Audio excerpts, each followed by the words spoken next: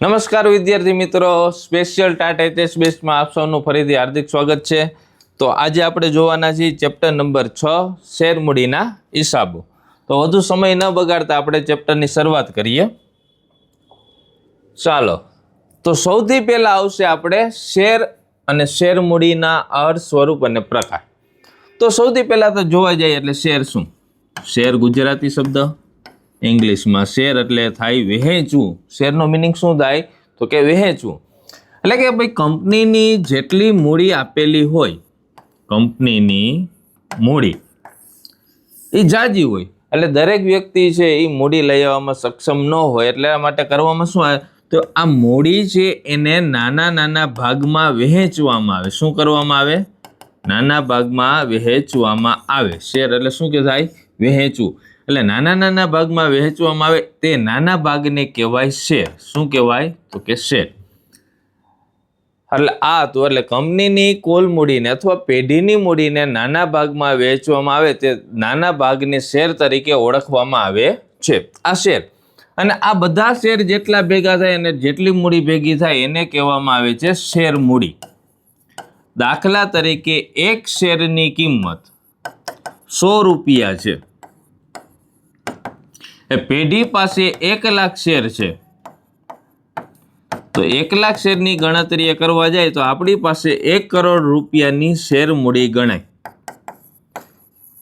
તો આ થઈ શેર મૂડી। શેર એટલે એક નાનો હિસ્સો, ટોટલ શેર ની અમાઉન્ટ જે પણ થાય એને કહેવાય શેર મૂડી। આ થઈ શેર મૂડી, આ થયો શેર। ક્લિયર? એટલે શેર જે ઈઝી ટોપિક છે। કંપનીની મૂડીને નાના ભાગમાં વેચવામાં આવે તે દરેક નાના ભાગને શેર તરીકે ઓળખવામાં આવે છે અને બધી શેરને કમ્બાઈન કરો એટલે જે પણ અમાઉન્ટ મળે એને શેર મૂડી તરીકે કન્સિડર કરવામાં આવતું હોય છે। હવે શેરના પ્રકાર જોઈએ। શેર મૂડીનું સ્વરૂપ છે એ નાનું હોય, મોટું હોય। નાના નાના શેર હોય એને માઇક્રો શેર અથવા લઘુત્તમ શેર તરીકે ઓળખવામાં આવે છે, અને મોટા હોય છે એને મોટા શેર તરીકે અથવા કેપિટલ શેર તરીકે ઓળખવામાં આવતા હોય છે। હવે જોવા જઈએ તો સ્વરૂપ, તો કે સ્વરૂપ પહેલા, પછી આપણે જોઈએ પ્રકાર। પહેલા શેર છે ને એ ફિઝિકલ સ્વરૂપે અસ્તિત્વ ધરાવતા હતા, જેને આપણે શેર પ્રમાણપત્ર તરીકે ઓળખતા હતા। શેર પ્રમાણપત્ર, જેવી રીતના બોન્ડ આવે છે, કિસાન વિકાસ પત્ર આવે છે, એવી રીતના એક આખું છે શેર સર્ટિફિકેટ આવતું, જેને ગુજરાતીમાં કહેવાય શેર પ્રમાણપત્ર। એટલે સ્વરૂપ છે, આ સ્વરૂપ કેવું હોય? તો કે આ લેખિત સ્વરૂપે હોય, એટલે દ્રશ્ય દસ્તાવેજ થયો। હવે જેમ જેમ સમય વીતતો ગયો એમ ટેકનોલોજી આવતી ગઈ, એવી રીતના અત્યારે ડીમેટ એકાઉન્ટ આવે છે, જેને આપણે ડીમટીરિયલાઇઝ કહેવાય। એટલે આને કહેવાય ફિઝિકલ, આને કહેવાય સોફ્ટ કોપી। એટલે આ ડીમેટ ખાતાની અંદર આપણે જે પણ શેર જમા થાય છે, જેને આપણે ડિજિટલ તરીકે પણ સ્વરૂપ કન્સિડર કરી શકીએ, ડિજિટલ શેર। એટલે બે પ્રકારના શેર હોય છે, એક દ્રશ્ય હોય છે ને એક અદ્રશ્ય। જાય આપણે હાર્ડવેર સોફ્ટવેર જેવું, આને હાર્ડવેર તરીકે કન્સિડર કરીએ અને આને સોફ્ટવેર તરીકે કન્સિડર કરીએ। એટલે હાર્ડવેર જેને આપણે જોઈ શકીએ, એક જગ્યાએથી બીજી જગ્યાએ ફેરવી શકીએ એવા શેર એટલે હાર્ડવેર, અને ખાલી જોઈ શકીએ, બીજામાં ટ્રાન્સફર પણ કરી શકીએ, એ થઈ ગયા સોફ્ટવેર। એટલે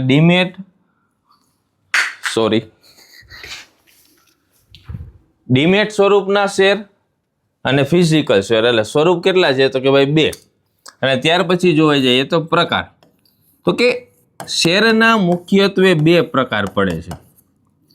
પહેલું આવશે ઇક્વિટી શેર અને બીજું આવશે પ્રેફરન્સ શેર।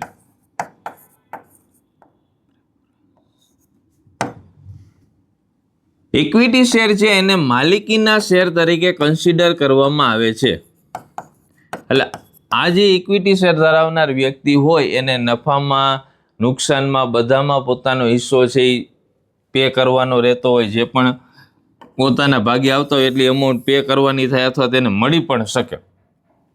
હવે આના રૂપિયા છે ને જ્યારે કંપનીનું વિસર્જન થાય, એટલે જ્યારે કંપની ફાઇનાન્શિયલ રીતે કાયદેસર બંધ થાય, કાયદાકીય રીતે, ત્યારે આને સૌથી છેલ્લે રૂપિયા મળે, સૌથી છેલ્લે, કારણ કે એ શું કહેવાય? પેઢીના માલિકો।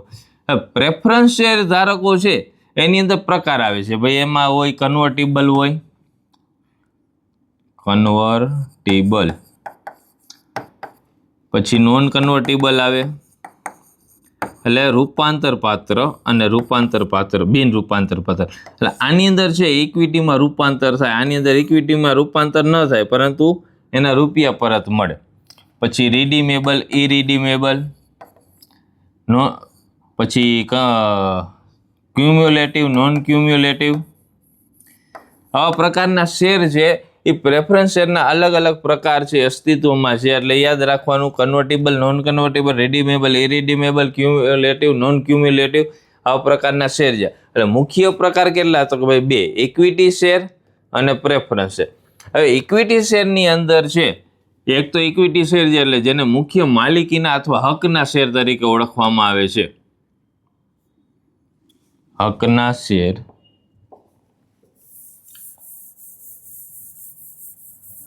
એટલે હકના શેર શું હોય કે જે કંપનીના સંચાલકો છે, મુખ્ય શેરધારકો છે, સ્થાપકો છે અથવા પ્રવર્તકો, જેના અલગ અલગ નામ છે.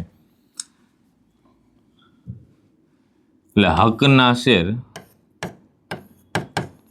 એટલે આ શેર છે એ કંપનીના સંચાલકો, પ્રવર્તકો કે બીજા જે મુખ્ય અધિકારીઓ હોય, બોર્ડ મેમ્બર, એમની પાસે હોય. આ હકના શેર છે. પછી આવે બોનસ શેર.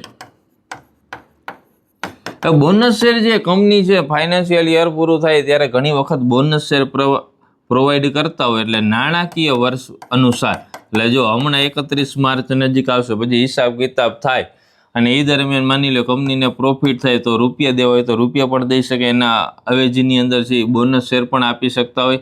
નાણાકીય વર્ષ પૂરું થાય ત્યારે પ્રોફિટના બદલે દેવામાં આવતા શેર એટલે બોનસ શેર. આના સિવાય એક આવે છે સ્વેટ ઇક્વિટી શેર. આ સ્વેટ ઇક્વિટી શેર છે તો આની અંદર કંપનીના કોઈ પણ કર્મચારી છે, અધિકારી છે, એને કંપની માટે કોઈ પણ પ્રકારનું કામ કર્યું હોય, એના કંપનીને કોઈ પણ જગ્યાએ રિપ્રેઝેન્ટ કર્યું હોય, એટલે એના બદલામાં અથવા વળતર તરીકે જે પણ આપવામાં આવે એને કહેવાય સ્વેટ ઇક્વિટી શેર. એક રીતના જોવા જઈએ ને તો સ્વેટનો મિનિંગ થાય પરસેવો. એટલે કર્મચારી કે અધિકારીની પરસેવાની કમાણી છે એના ઉપરથી નામ પડ્યું છે સ્વેટ ઇક્વિટી શેર. એટલે આ હતા શેરના પ્રકાર. ત્યાર પછી નેક્સ્ટમાં જોઈએ ઇક્વિટી શેર બહાર પાડવા અને તેની વહેંચણી. હવે ઇક્વિટી શેર બહાર પાડવા માટે આપણે બધાને ખબર જ છે શું કરવાનું થાય, તો કે ભાઈ વર્તમાન પત્રની અંદર એની જાહેરાત આપવાની થાય. હવે એને કહેવાય વર્તમાન પત્ર. જાહેરાત આપી એની અંદર શેર બહાર પાડવામાં આવે. માની લો કોઈ પણ કંપની છે એને 1 લાખ શેર બહાર પાડ્યા. 1 લાખના 1 લાખ શેર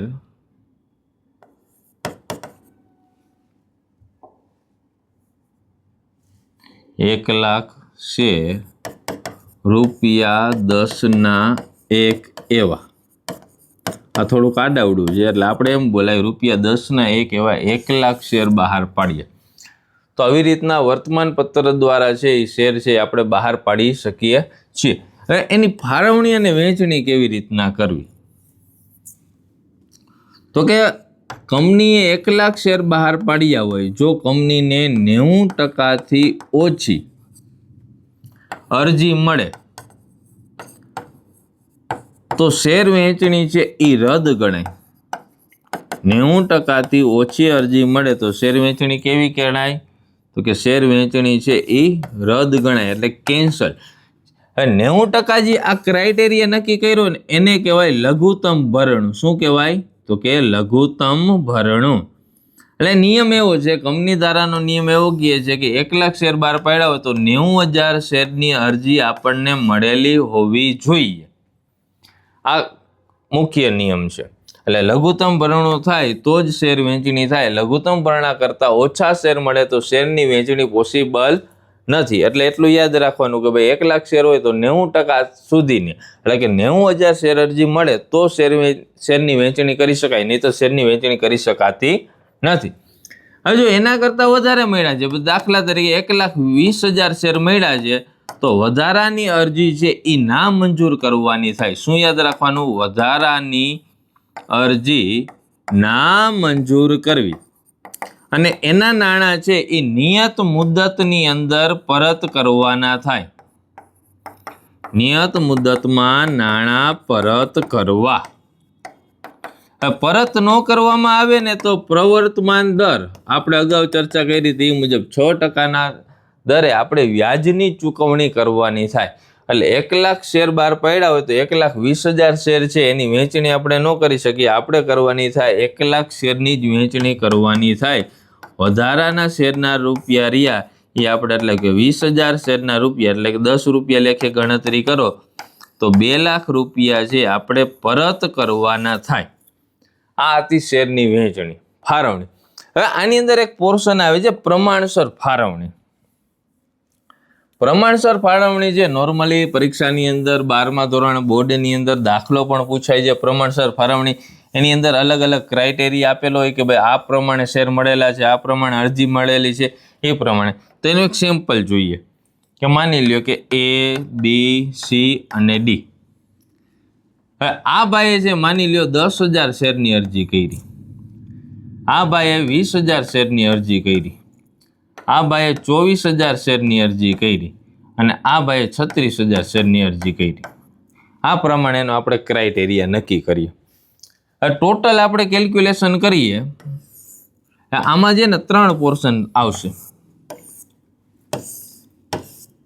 આને કહેવાય અરજી, આમાંથી મંજૂર કેટલા થયા અને આમાંથી નામંજૂર કેટલા થયા. આ પોર્શનને કહેવાય પ્રમાણસર ફાળવણી. શું કહેવાય? તો કે પ્રમાણસર ફાળવણી. કેવા સર ફાળવણી? તો કે પ્રમાણસર ફાળવણી. 6 ને 4 10, વધી ચડી 1, 2 ને 1 3, 4 5, 6 7 8, 80,000 શેર છે. માની લ્યો આપણે 50,000 શેર બહાર પાડ્યા. કેટલા શેર બહાર પાડ્યા? તો કે 50,000 શેર બહાર પાડીએ. તો આપણે એવું નક્કી કર્યું, ચાલો હવે આ 10,000 શેર છે એ પૂરેપૂરા મંજૂર કરી નાખવાના. તો કે ના મંજૂર 0. આ 20,000 શેર છે તો 20,000 શેરના એકેય શેર આપણે મંજૂર કરવા નથી. તો 20 કેન્સલ. 20 ને શું થઈ ગયું? ના મંજૂર. હવે આ 24,000 વાળા રહ્યા એ 24,000માંથી માની લ્યો કે આપણે 12,000 શેર મંજૂર કરીએ. કેટલા? 12,000. તો વધારાના 12,000 શું થઈ ગયા? તો કે ના મંજૂર થઈ ગયા. હવે જોવાનું આપણી પાસે કેટલા શેરની અરજી આવી? તો કે ભાઈ 22,000 કન્ફર્મ થઈ ગયા. વૈધા કેટલા? તો કે 28,000 વૈધા. તો આમાંથી 28,000 શેર છે એ મંજૂર કરી, બાકીના વધારાના 8,000 શેર છે એ ના મંજૂર કરી દેવાના. હવે આને કહેવાય પ્રમાણસર ફાળવણી કરી. કારણ કે આ બધા શેર છે એના રેશિયો પ્રમાણે છે, મંજૂર થતા હોય, ના મંજૂર થતા હોય, અરજીમાં કોઈ પણ ખામી આવતી હોય એ પ્રમાણે મંજૂર થાય, ના મંજૂર થાય, એવા બધા ક્રાઇટેરિયા હોય. એના અનુસાર જે પ્રમાણે, એટલે આ આખું જે ડિસ્ટ્રીબ્યુશન કર્યું આને કહેવાય પ્રમાણસર ફાળવણી. એ કેલ્ક્યુલેશન કરીએ તો 20, 10, 30 ને 40. આપણી ગણતરીમાં ભૂલ કાંઈ? 2 ને મીંડો. હા યાર, 3, 4, 5, 6, 7, 8. અહીંયા 90,000 આવશે, સોરી.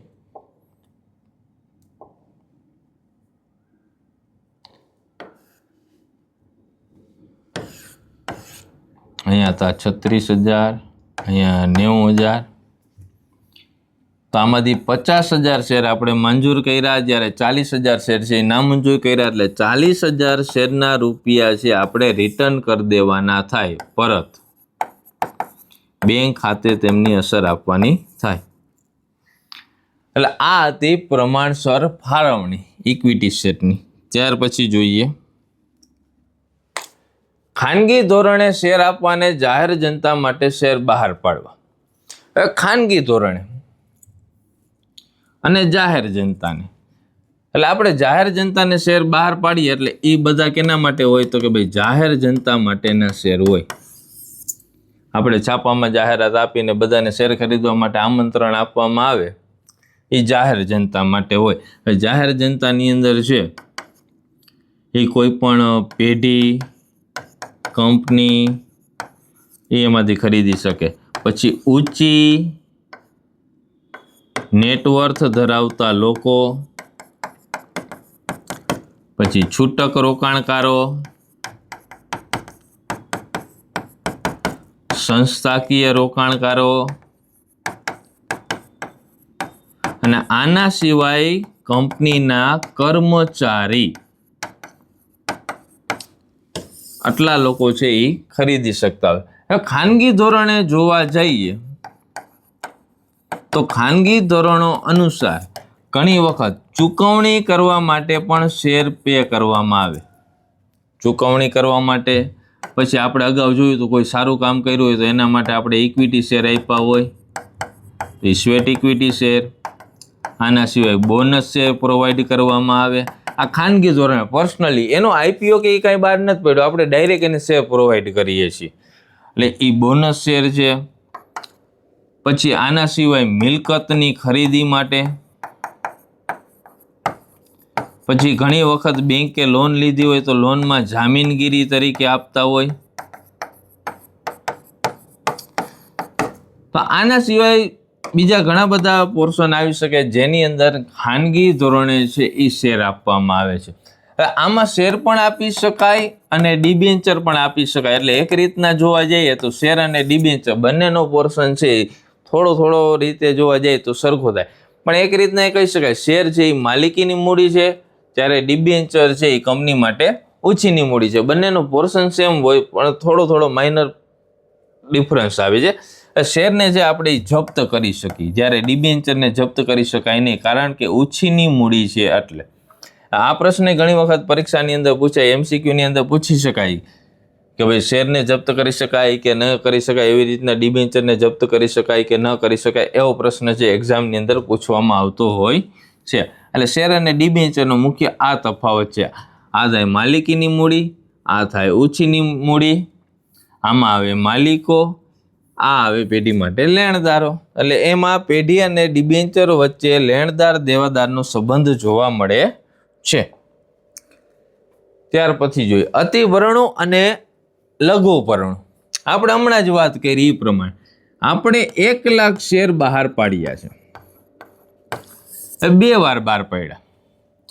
પહેલી વારની અંદર માની લો આપણે 75,000ની અરજી મળી, તો જોવાનું આપણે કેટલા શેર બહાર પાડ્યા, તો કે આપણે 1 લાખ શેર બહાર પાડ્યા હતા.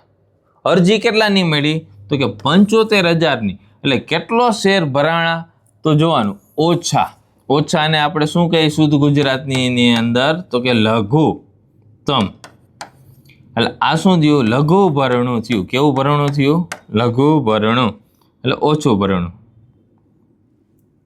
એટલે લઘુ ભરણું એટલે શું થાય, તો કે ઓછું.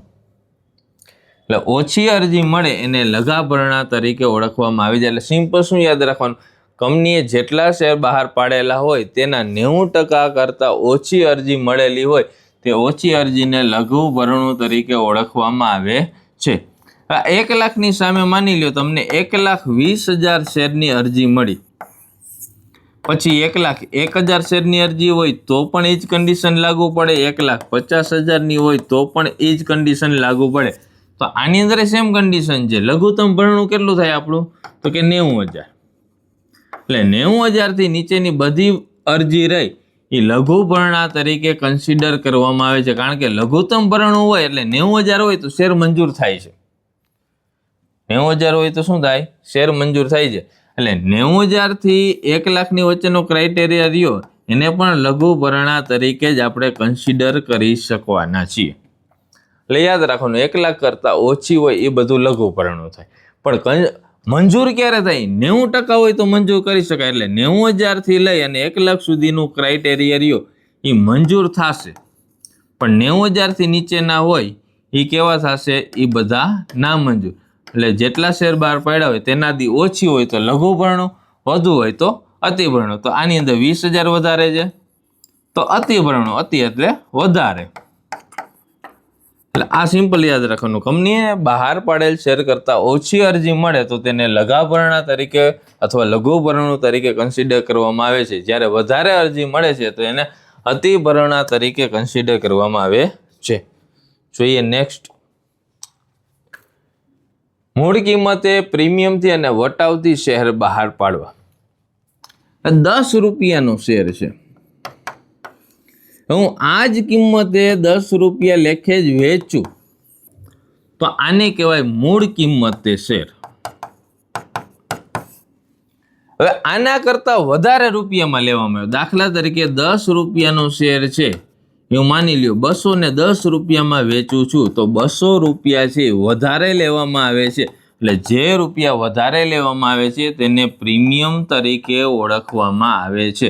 એટલે મૂળ કિંમત કરતાં વધુ રકમે શેર બહાર પાડવામાં આવે તો વધારાની રકમને પ્રીમિયમ અને વધુ રકમે બહાર પાડતા તેને પ્રીમિયમથી શેર બહાર પાડ્યો છે તેવું કહેવામાં આવે છે. 10 રૂપિયાનો શેર હવે કંપની ધારાની અંદર નિયમમાં ચેન્જીસ થયો છે, એટલે વટાવથી શેર બહાર પાડી શકાય નહીં, પરંતુ જપ્ત થયેલા શેર છે વટાવથી બહાર પાડી શકાય. પણ નવા શેર છે, નવા ઇસ્યુ થયેલા શેર છે, ક્યારે પણ વટાવથી બહાર પાડી શકાતા નથી. પણ કન્સિડર આપણે જોઈએ, ટોપિકની અંદર આવીએ છીએ એટલે આપણે ચર્ચા કરીએ.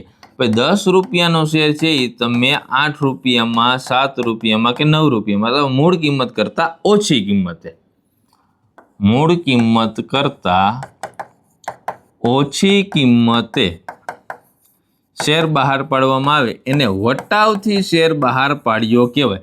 વટાવને ઇંગ્લિશમાં આપણે કહીએ ડિસ્કાઉન્ટ. એટલે ડિસ્કાઉન્ટથી શેર બહાર પાડ્યું છે તે પ્રમાણે ગણતરી કરી શકાય. એટલે મૂળ કિંમત કરતાં ઓછી કિંમત હોય તો વટાવથી, મૂળ કિંમત કરતાં વધારે કિંમત હોય તો પ્રીમિયમથી અને એટલા જ રૂપિયા હોય તો મૂળ કિંમત. એટલે 3 કન્ડિશન છે. મૂળ કિંમતમાં જેટલા રૂપિયાનો શેર છે એટલામાં જ વેચવાનો, પ્રીમિયમ કહે તો મૂળ કિંમત કરતાં વધારે, વટાવથી કહે તો મૂળ કિંમત કરતાં ઓછું. તો ચાલો આ હતા 3 કન્ડિશન. હવેનું નેક્સ્ટ, અગાઉથી મળેલ હપ્તા અને બાકી હપ્તા. ભાઈ જીવન છે, જીવનની અંદર છે ભાઈ ચડાવ ઉતાર આવતા રહેતા હોય, એની અંદર પ્લસ માઇનસ થતું રહેતું હોય છે. તો ઘણી વખત આપણી આર્થિક પરિસ્થિતિ સારી હોય, ઘણી વખત ખરાબ હોય. ક્યારેક આપણે શેર લીધા હોય, દાખલા તરીકે આપણે 1000 શેર લીધા છે, ₹10ના 1 એવા શેર છે, 10,000 છે. હવે કંપનીએ કન્ડિશન રાખી છે, અરજી, હપ્તા અને મંજૂરી. અરજી વખતે ₹2 છે, હપ્તા વખતે ₹3 છે. સોરી, આડાવડું થઈ ગયું, આને થોડુંક આપણે સેટિંગ કરી લઈ. પહેલાં આવશે અરજી, પછી આવશે મંજૂરી અને પછી આવશે હપ્તો. થોડુંક ચેન્જીસ કરી નાખી, 3, 3 ને 4 આ પ્રમાણે હાલી. હવે આપણે 1000 શેર લીધા છે, એટલે જ્યારે અરજી કરીને ત્યારે ₹3 લેખે પે કરવાના થાય, એટલે કે ₹3000 પે કરવાના થાય. આપણા શેર મંજૂર થાય તો આપણે ₹3 લેખે બીજા પે કરવાના થાય, એટલે 3000 પે કરવાના થાય. અને હપ્તાની જ્યારે રજૂઆત કરવામાં આવે, મંગાવવામાં આવે ત્યારે 4000 આપણે પે કરવાના થાય. આ પ્રમાણેનો નિયમ છે. રેગ્યુલર હાલતા હોય તો જ્યારે અરજી કરી ત્યારે 3000 આપ્યા, સ્ટેપ પૂરો. આપણા શેર મંજૂર કરવામાં આવ્યા, કંપનીએ કીધું ભાઈ તમને શેર મંજૂર કરવામાં આવ્યા છે અને તમારે મંજૂરીની રકમ પે કરવાની થાય, ત્યારે આપણે જે અમાઉન્ટ પે કરી મંજૂરીની રેગ્યુલર હાલી છે. અને હપ્તો મંગાવવામાં આવે ત્યારે હપ્તો ચૂકવીએ તો હપ્તો. માની લ્યો કે આપણી પાસે પૈસા પડ્યા છે, પણ ભવિષ્યની અંદર આપણી પાસે રૂપિયા હશે કે નહીં હોય આપણે કંઈ ખબર છે નહીં. એટલે માની લો કે આપણે જ્યારે અરજી કરી છે ત્યારે જ પૂરેપૂરી અમાઉન્ટ પે કરી દઈએ તો એને કહેવાય અગાઉથી મળેલ હપ્તો. એટલે કે ત્યારે ને ત્યારે આપણે 10,000ની ચૂકવણી કરી દઈએ તો આ શું થઈ ગયું? આમાંથી ₹3000 છે એ કન્સિડર થાય કેમાં? તો કે શેર મૂડીની અંદર અરજી માટે, શેર મૂડીના અરજી માટે કન્સિડર કરવામાં આવે. જ્યારે બાકીના જે ₹7000 રહ્યા એ અગાઉથી મળેલ મંજૂરી અને અગાઉથી મળેલ હપ્તા તરીકે કન્સિડર કરવામાં આવે. આની અંદર ₹3000 લેવામાં આવે, જ્યારે આની અંદર ₹4000 લેવામાં આવે. માની લો 10,000ના બદલે આપણે 6000 પે કરીશું તો 6000ની અંદર સેમ કન્ડિશન, 3000 છે અરજીમાં આવી જશે અને 3000 છે એ મંજૂરીમાં છે. સપોઝ ₹7000 આપ્યા આપણે, તો આ એ જ પ્રમાણે અહીંયા 3000 અરજીમાં લેશે, 3000 મંજૂરીમાં લેશે. હવે અગાઉથી મળેલ હપ્તાની અંદર કેટલા રૂપિયા લેશે? તો કે ₹1000 લેવામાં આવે.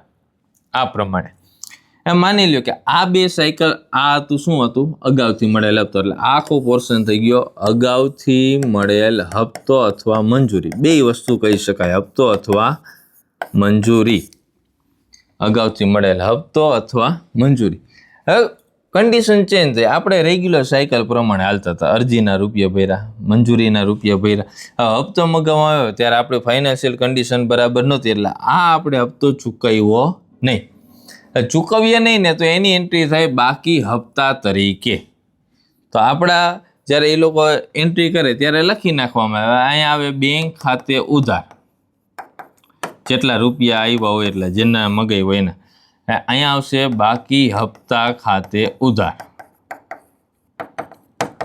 અહીંયા આપણે એ અમાઉન્ટ આવશે 4000 રૂપિયા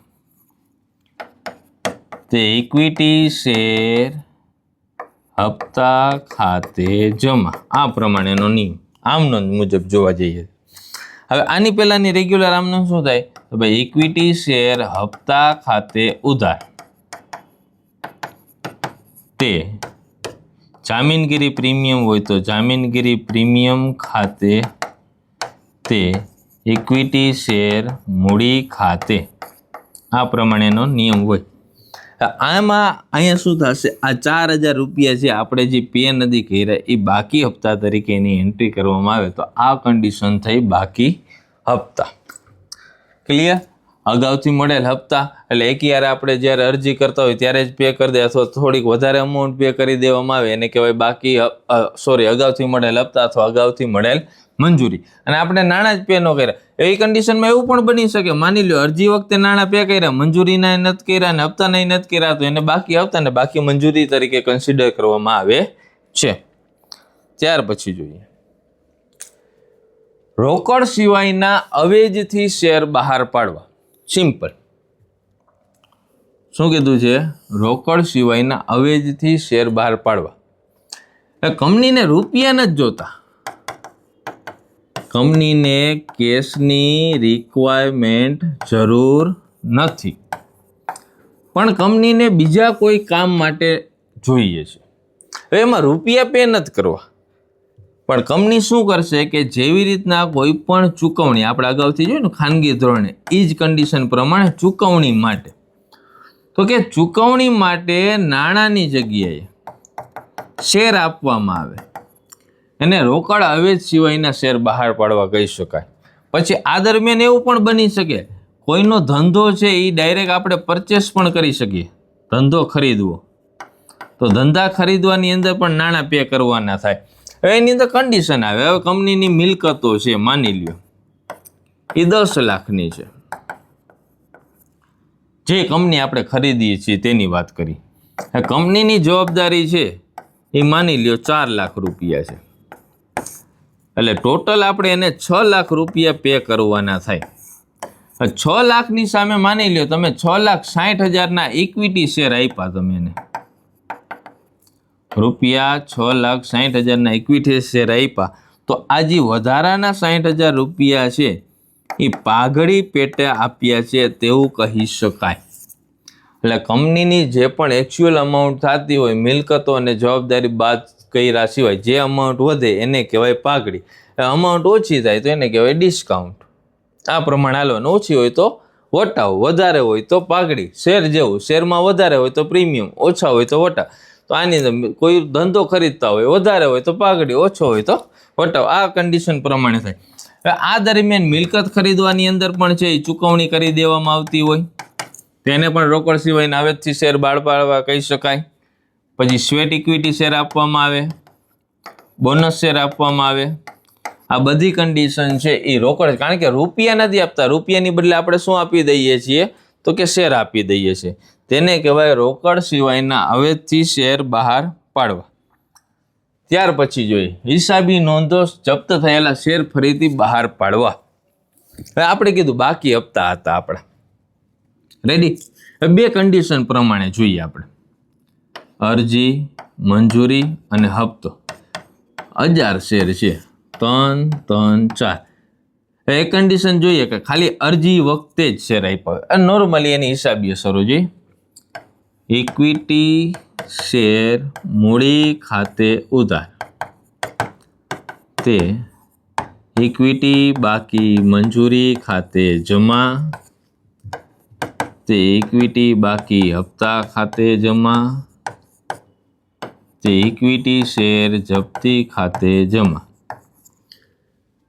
આ શેર જપ્ત કરવાની આમ નોંધ થઈ, પછી ફરીથી બહાર પાડવાની આમ નોંધ. બેંક ખાતે ઉધાર, અહીંયા વચ્ચે જગ્યા રાખી દેવાની, આપણો નિયમ.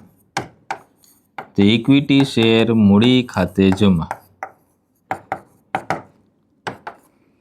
હવે આવશે મૂડી અનામત, વધેલી રકમ મૂડી અનામત ખાતે લઈ જઈ, મૂડી અનામત ખાતે ઉધાર, ઇક્વિટી શેર જપ્તી ખાતે જમા. સોરી હા બરાબર. માની લ્યો 1000 શેર છે. હવે મૂળ કિંમત કેટલા રૂપિયા? તો 3 ને 4 10. તો અહીંયા આવશે શેર મૂડી 10,000 રૂપિયા. અહીંયા શેર મૂડી આવશે 10,000 રૂપિયા. હવે જોઈએ, આપણે ખાલી અરજીના રૂપિયા આપ્યા, મંજૂરીના બાકી છે, ને મંજૂરી બાકી છે, હપ્તા બાકી છે, તો બાકી મંજૂરીમાં લખવાના થશે 3,000. બાકી હપ્તામાં કેટલા છે? તો કે 4,000. હવે રિમેનિંગ 3 ને 4 7, 10માંથી 7 જાય તો 3,000 રૂપિયા છે એ પેઢીએ જપ્ત કર્યા કહી શકાય. આ નિયમ એ જ પ્રમાણે આમાં જોવાનું. તો કે જો કેટલા રૂપિયા આપણે પે કર્યા? તો કે જેટલા રૂપિયા પે કર્યા હોય ને એટલા રૂપિયા જપ્ત થઈ શકે, એનાથી વધારે રૂપિયા જપ્ત થઈ શકે નહીં. આ પ્રમાણે આ જપ્ત કરેલા શેર સપોઝ આપણે 8,000માં વેચ્યા. કેટલામાં વેચ્યા? 8 રૂપિયા લેખે. 8 રૂપિયા લેખે વેચી એટલે 1,000ના 8 રૂપિયા લેખે આપણે કેટલા આવશે? તો કે 8,000. હવે જોવાનું, અહીંયા કેટલા છે? તો કે 10,000 છે. અહીંયા કેટલા છે? 8,000. જો ઉધાર ઘટે તો જપ્તી, જમા ઘટે તો પ્રીમિયમ. શું યાદ રાખવાનું? ઉધાર ઘટે તો જપ્તી, જમા ઘટે તો પ્રીમિયમ. આ નિયમ પ્રમાણે હાલવાનું.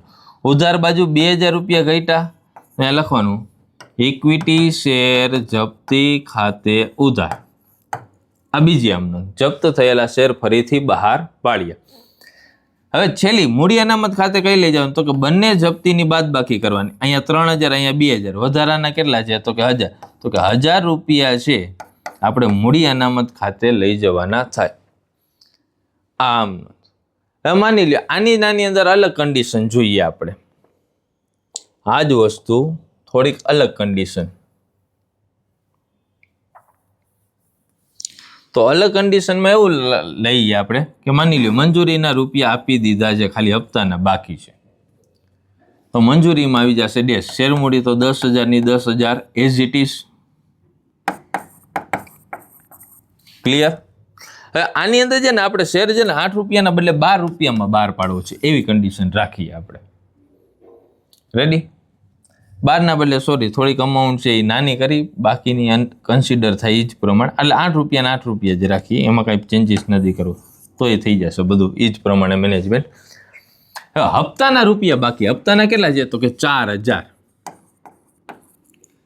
10માંથી 4 જાય તો 6,000. આપણે વાત કરી રીતે એ મુજબ જેટલા રૂપિયા પે કરેલા હોય ને એટલા જ જપ્ત થાય. એટલે આપણે અરજી અને મંજૂરીના રૂપિયા પે કર્યા, એટલે 6 રૂપિયા પે કર્યા. એટલે 1,000 રૂપિયા લેખે ગણતરી કરી તો 6,000 રૂપિયા છે એ આપણે શું થયા ગણાય? તો કે જપ્ત થયા ગણાય. આ નિયમ પ્રમાણે. હવે 8 રૂપિયામાં જ વેચો શેર એટલે 8,000 રૂપિયા આવે. સોરી, આપણે 12 રૂપિયા જ કરવા જોશે ને. હા યાર, એ તો ભૂલાઈ ગયું.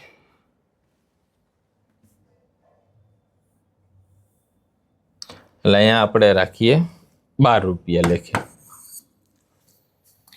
અહીંયા શેર તમે વેચો 12 રૂપિયા લેખે એટલે 12,000 રૂપિયા એવા.